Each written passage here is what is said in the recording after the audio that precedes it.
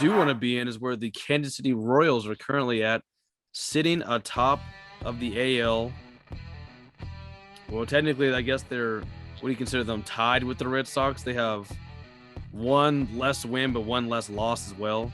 So they were actually better than the Red Sox. I guess however, better winning percentage.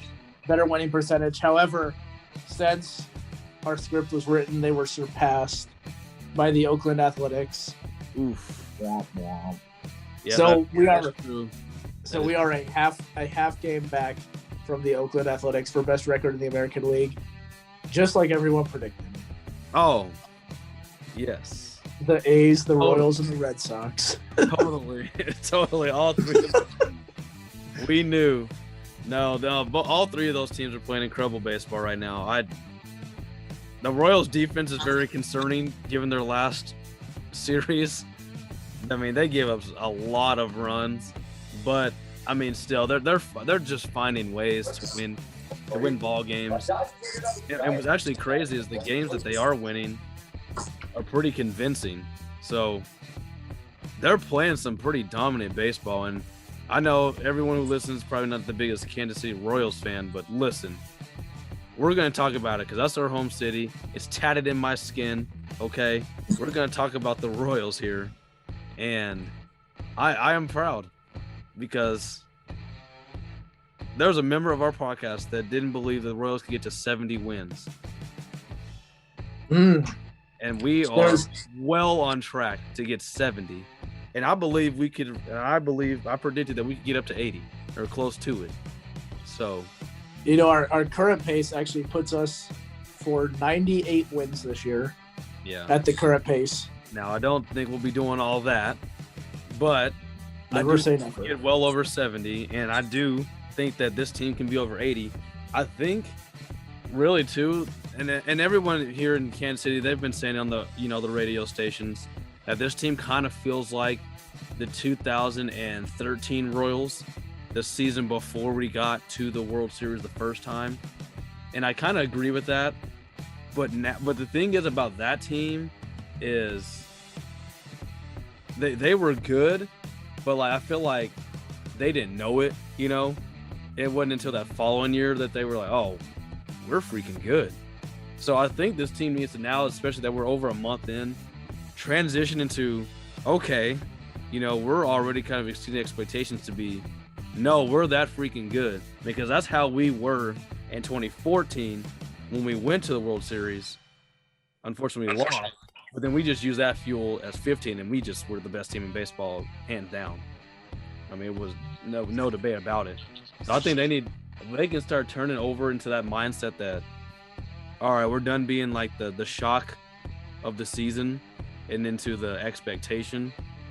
Man, look, I said 2024 might be a little early if we're doing that. There's a lot to love about this Royals team. I love the additions that the team has made.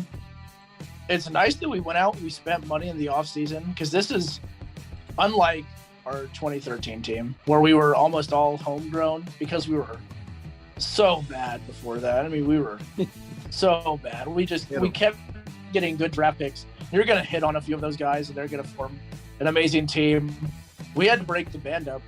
This team here has a chance to stay together for a long time because we've got a good blend of guys that we've brought in that won a lot in other places. And we've got a good blend of young guys because we still, since that 2015 team, have been, we'll say, below average. So we're getting extremely talented players. I mean, the most talented guy in the entire system probably isn't even on the team yet. Isn't even on the actual Royals. He's still playing in AAA. Which is insane. There's a lot to love about this Royals team. I love the position we're in.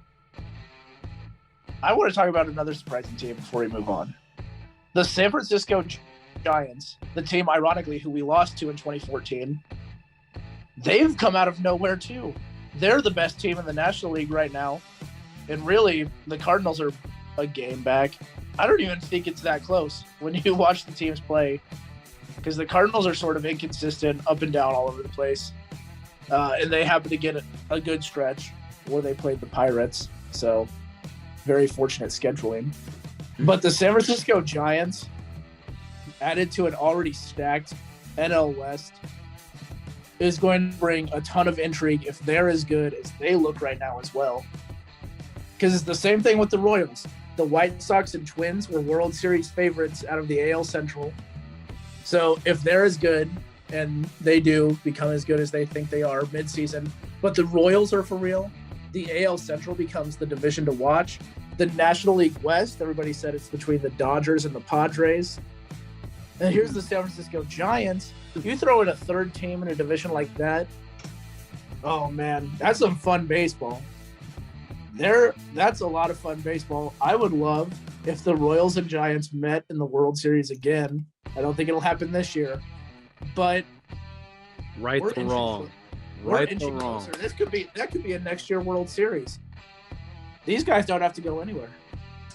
So that's the other team that I wanted to talk about because we love KC, obviously, but we've got to spread some wealth to the rest of the country too. We do. I mean, you could talk about Mike Trout for days. Talk about how Ronald Acuna is the first to double-digit home runs, all that. There's one thing I do want to get your opinion on. You catch any of that Yankees-Astros game tonight? Oh, yeah, I've been watching it the whole time. The Trastros' first trip back to New York. Oh, yeah. With the fans in the stands. I love it. Booed them. Now they did get a home run off of us, off rip. But Stanton quickly quieted that with an absolute monster shot. And we just ran it up from there. Yeah. Public service announcement. Stanton is back. Stanton. Our bats are back. I trashed them. Weren't they my "What did you doing" on our last episode? Sure were. Bro, all right, the bats are back. The bats are back. They're not bats to our expectation, but they're getting there. I'm putting my Giancarlo Stanton. I almost called him Mike. Oof. His old name. Giancarlo Stanton officially on the all the way back list. Things that are all the way back. The Astros, they'll never be on the all the way back list. No. I loved them talking about it tonight in the broadcast. And they said, how many times are the Astros going to have to apologize before baseball forgets? Never. Because it's up to the fans. And the fans know that there's an undeserving World Series champion. And we'll never forget it. No, and I never say this, but I love the Yankees fans tonight. They brought the energy, we'll call it screw Altuve chants for this podcast. That's not what they were saying in New York. The screw Altuve chants that you could hear on ESPN. That got me going because these guys didn't get punished at all by the league. They didn't have to face fans last season. So I love that we're not quitting with the anti-Astros energy. We got to check on our guy on Twitter, the Astros Shame Tour. Oh, yeah. See what's I've seen that. We got to see what's going down on his. He had a lot of content to pick from tonight. Yeah. Yeah. We're still waiting